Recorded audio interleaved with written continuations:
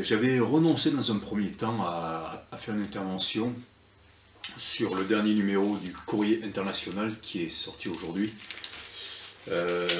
Mais sa page blanche m'intéressait, j'ai déjà dit des choses sur la stratégie du choc, The Shock Doctrine. Je trouve que cette série comme ça de pages blanches fait tout à fait penser à un milieu clinique et à cet état de choc qu'avait appris à provoquer le médecin canadien Donald Cameron, qui avait interviewé qui avait expertisé les criminels nazis à Nuremberg et qui ensuite avait été récupéré par la CIA, aussi bien lui d'ailleurs que pas mal de criminels nazis. Et il avait appris donc un milieu psychiatrique à mettre les patients à l'état de choc par privation sensorielle, par différents moyens, prise de LSD sans qu'ils le sachent, etc. Ça a donné naissance au projet MKUltra qui a été dénoncé par le New York Times dans les années 70. Donc c'est tout à fait officiel et ça a été utilisé par les Chicago Boys de l'école ultralibérale de Chicago pour mettre au point le plan Condor en Amérique du Sud, avec des prix Nobel d'économie comme Milton Friedman et son mentor Friedrich von Hayek qui faisaient partie de l'école de Vienne, cette école philosophique, psychologique, scientifique, économique qui visait à évacuer complètement le métaphysique de toute réflexion, lui faire adopter un langage scientifique et en particulier de la physique, et aussi qui a donné en fait toute la scientification de la société dans laquelle nous sommes aujourd'hui, avec l'annonce d'une dictature scientifique il y a déjà pas mal d'années par Aldous Huxley dans son livre Retour au meilleur des mondes, Brave New World Revisited. Je vous renvoie à mes autres vidéos. Non seulement Huxley, mais aussi Bertrand Russell en a parlé de façon tout à fait claire. Voilà. Donc, je suis assez déçu par ce numéro. La semaine passée, j'avais fait une intervention sur un article très intéressant sur quand Internet sera chinois, sur la surveillance totale qu'on présente sous le terme de souveraineté numérique des États. Mais voilà, donc dans son éditorial, Claire Carrard dit ceci. Avec la perspective du déconfinement le 11 mai en France, nous nous sommes tous demandé à quoi ressemblerait la vie d'après, après la pandémie, après le plus dur surtout, car le Covid-19 est toujours là, et cela risque de modifier durablement notre quotidien. Il faudra bien vivre, mais vivre avec la peur du coronavirus, vivre différemment donc.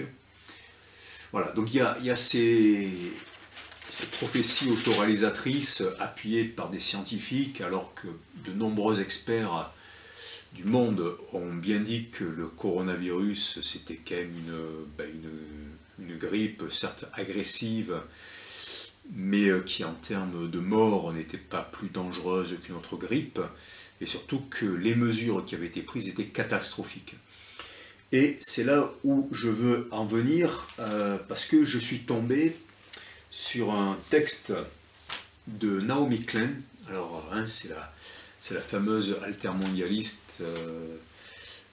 canadienne qui a écrit The Shock Doctrine aux éditions Actes Sud. Ça donne la stratégie du choc, avec un très bon documentaire fait sur ça pour en prendre connaissance de ce gros pavé un peu plus vite. Et c'est donc un article qui est tiré du site readersupportednews.org, opinion, focus, Naomi Klein, Coronavirus is a perfect disaster for disaster capitalism. Le coronavirus est le désastre parfait pour le capitalisme des catastrophes.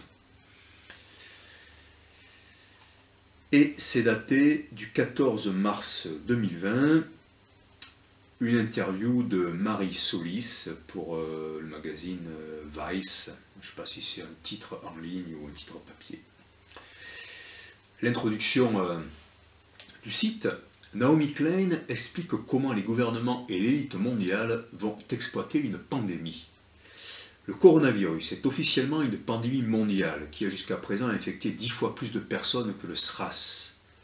Voilà, donc du coup, on voit en termes de, évidemment, on compare quelque chose qui est terrifiant, le SRAS, hein, avec un nom qui terrifie alors que ça n'avait pas fait beaucoup de morts. Bien sûr, il faut prendre des précautions, hein, c'est pas ce que je dis, mais on voit que les bonnes précautions n'ont pas été prises et celles qui ont été prises, au contraire, provoquent des choses très graves. Des écoles, des universités, des musées, des théâtres ferment leurs portes dans tous les États-Unis et bientôt des villes entières pourraient faire de même. Les experts avertissent que certaines personnes qui pensent être atteintes du virus, également connues sous le nom de Covid-19, vaquent à leur occupation quotidienne, soit parce que leur travail ne leur permet pas de prendre des congés payés en raison des défaillances systémiques de notre système de santé privatisé. La plupart d'entre nous ne savent pas exactement quoi faire ou qui écouter. Le président Donald Trump a contredit les recommandations des Centers for Disease Control and Prevention, et ces messages contradictoires ont réduit notre fenêtre de temps pour atténuer les dommages causés par le virus hautement contagieux. Voilà, ça c'est important effectivement, ce chaos, hein, on ne sait pas où on est submergé par les informations, on parle que de ça, et du coup, voilà, on ne pense qu'à ça, ça occupe le terrain, c'est une guerre d'usure. Ce sont les conditions parfaites pour que les gouvernements et l'élite mondiale mettent en œuvre des programmes politiques qui, autrement, se heurteraient à une forte opposition si nous n'étions pas tous aussi désorientés. Cette chaîne d'événements n'est pas unique à la crise déclenchée par le coronavirus. C'est le plan que les politiciens et les gouvernements suivent depuis des décennies, connu sous le nom de doctrine du choc, stratégie du choc, un terme inventé par l'activiste et auteur Naomi Klein dans un livre du même nom en 2007. L'histoire est une chronique des chocs, les chocs des guerres, des catastrophes naturelles et des crises économiques et de leurs conséquences. Ces conséquences sont caractérisées par un capitalisme de catastrophes ou de désastres, des solutions calculées et de libre marché aux crises qui exploitent et exacerbent les inégalités existantes.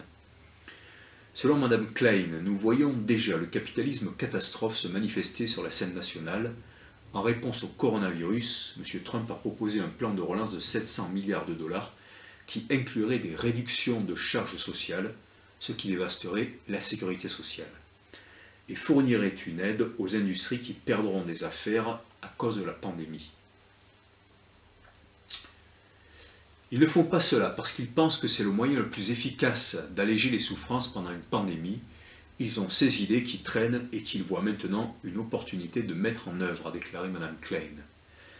Weiss a expliqué à Mme Klein comment le choc du coronavirus, en fait c'est le contraire, hein, c'est une traduction automatisée avec DeepL, qui il me semble bien a baissé en qualité, peut-être qu'ils font ça généralement, ils mettent un bon produit gratuit, et puis une fois que les gens sont hameçonnés, eh bien ils baissent la qualité pour prendre le service payant. Bon, en même temps il faut bien qu'ils rémunèrent un peu les gens, mais je remarque que depuis 15 jours à mon avis ça a baissé.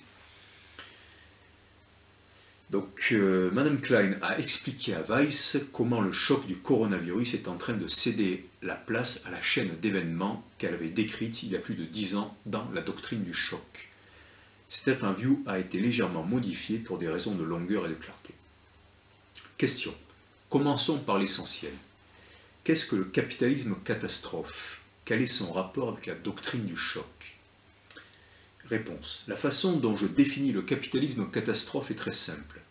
Elle décrit la façon dont les industries privées se développent pour profiter directement des crises à grande échelle. Le profit en cas de catastrophe et de guerre n'est pas un concept nouveau, mais il s'est vraiment approfondi sous l'administration Bush après le 11 septembre, lorsque l'administration a déclaré ce type de crise sécuritaire sans fin, avec le Patriot Act en particulier, l'état d'urgence, et l'a simultanément privatisé et externalisé. Cela comprenait l'État sécuritaire national privatisé, ainsi que l'invasion et l'occupation privatisée de l'Irak et de l'Afghanistan. La doctrine du choc est la stratégie politique qui consiste à utiliser les crises à grande échelle pour faire adopter des politiques qui aggravent systématiquement les inégalités, enrichissent les élites enrichissent les élites, pardon, et sapent les autres. Dans les moments de crise, les gens ont tendance à se concentrer sur les urgences quotidiennes pour survivre à cette crise, quelle qu'elle soit, et ont tendance à trop faire confiance aux personnes de pouvoir. Dans les moments de crise, nous détournons un peu les yeux de la balle. C'est-à-dire, il y a les fameuses feintes de corps, quand quelqu'un cherche à nous dribbler, il fait plein de mouvements, la balle ne bouge pas, mais le corps bouge, on suit le corps et la balle nous passe entre les jambes, par exemple. On a bien vu comment la fermeture d'énormément de lieux va appauvrir fortement les petites et moyennes entreprises, les associations, enfin les associations, les lieux associatifs basés aussi sur le commerce. Et ben ça, c'est pas un hasard. C'est-à-dire qu'il y a des choses qui restent possibles pour les supermarchés, mais qui ne sont plus possibles apparemment pour les petites structures. Donc cet appauvrissement amène à un sentiment d'impuissance, de colère, de frustration, et pousse à la faute ou à voter pour ceux qu'on va appeler les extrêmes. Et à ce moment-là, eh bien, on propose aussi la solution à ces extrêmes pour nous protéger, comme ça a été le cas déjà avec les élections de 2017, où M. Macron a été présenté comme celui qui allait nous sauver de la dictature fasciste de Marine Le Pen. Voilà. Personnellement, j'ai voté ni pour l'un ni pour l'autre au deuxième tour. Et alors, la politique qui consiste à avantager les gros, elle est là depuis longtemps, ne serait-ce que quand on pense à la TVA qui était extrêmement réduite, je crois 5,5% sur McDo et 18% sur les restaurants classiques. Un truc complètement incompréhensible, sauf si on comprend ce qu'il y a derrière, qui fait l'économie, qu'est-ce qui fait les ponts d'or et ces gens qui bossent ensemble contre les populations. Voilà, c'est totalement volontaire. D'où viennent ces stratégies politiques? Comment retracer son histoire dans la politique américaine? La stratégie de choc doctrine de choc, était une réponse au New Deal initial sous Franklin Delano Roosevelt, les années 30. Milton Friedman, donc un prix Nobel, maître à penser des Chicago Boys, pense que tout a mal tourné en Amérique sous le New Deal en réponse à la Grande Dépression et au Dust Bowl. Un gouvernement beaucoup plus activiste a émergé dans le pays qui s'est donné pour mission de résoudre directement la crise économique à l'époque en créant des emplois publics et en offrant une aide directe. Donc Dust Bowl, c'était des tempêtes de sable qui avaient fortement nuit à l'agriculture. Si vous êtes un économiste pur et dur du marché libre, vous comprenez que lorsque les marchés échouent, ils se prêtent à un changement progressif beaucoup plus organique que le type de politique de réglementation qui favorise les grandes entreprises. Voilà. Donc, en gros, il y a un échec des marchés. Donc, du coup, on va essayer de prendre des solutions du côté de l'État, de la société publique. Bon. La doctrine du choc a donc été développée comme un moyen d'empêcher les crises de céder la place à des moments organiques, c'est-à-dire qui viennent directement de la population, du vivant, où des politiques progressistes émergent. Les élites politiques et économiques comprennent que les moments de crise sont leur chance de faire passer leur liste de souhaits et de politiques impopulaires qui polarisent encore plus la richesse dans ce pays et dans le monde entier. Question. En ce moment, nous sommes confrontés à de multiples crises. Une pandémie, un risque, un manque d'infrastructures pour la gérer et l'effondrement du marché boursier. Pouvez-vous nous expliquer comment chacun de ces éléments s'intègre dans le schéma que vous avez présenté dans la doctrine du choc? Le choc, c'est vraiment le virus lui-même. Il a été géré de manière à maximiser la confusion et à minimiser la protection. Voilà, ça c'est extrêmement important. Je répète, le choc, c'est vraiment le virus lui-même. Il a été géré de manière à maximiser la confusion et à minimiser la protection. Ça, on en a un exemple parfait en France avec la question des masques, du test, de la réduction des effectifs hospitaliers avant, alors qu'il y a eu des alertes dans les années précédentes.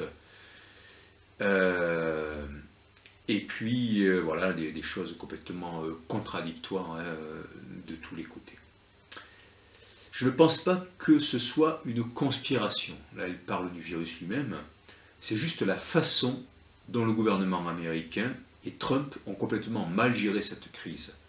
Jusqu'à présent, Trump a traité cette crise, alors attention, on est le 14 mars, hein, non pas comme une crise de santé publique, mais comme une crise de perception et un problème potentiel pour sa réélection. C'est le pire des scénarios, surtout si on tient compte du fait que les États-Unis n'ont pas de programme national de soins de santé et que la protection des travailleurs est épouvantable. Voilà, que les Trumpistes ne l'oublient pas. Attention à l'enfumage et au bullshit que peuvent donner des personnes pro-Trump qui croient que les ennemis de leurs ennemis sont leurs amis. Cette combinaison de forces a produit un choc maximal. Elle va être exploitée pour renflouer les industries qui sont au cœur des crises les plus extrêmes auxquelles nous sommes confrontés, comme la crise climatique, l'industrie aérienne, l'industrie du gaz et du pétrole, l'industrie des croisières. Ils veulent soutenir tout cela. Voilà, on fait une pause et on se retrouve tout de suite.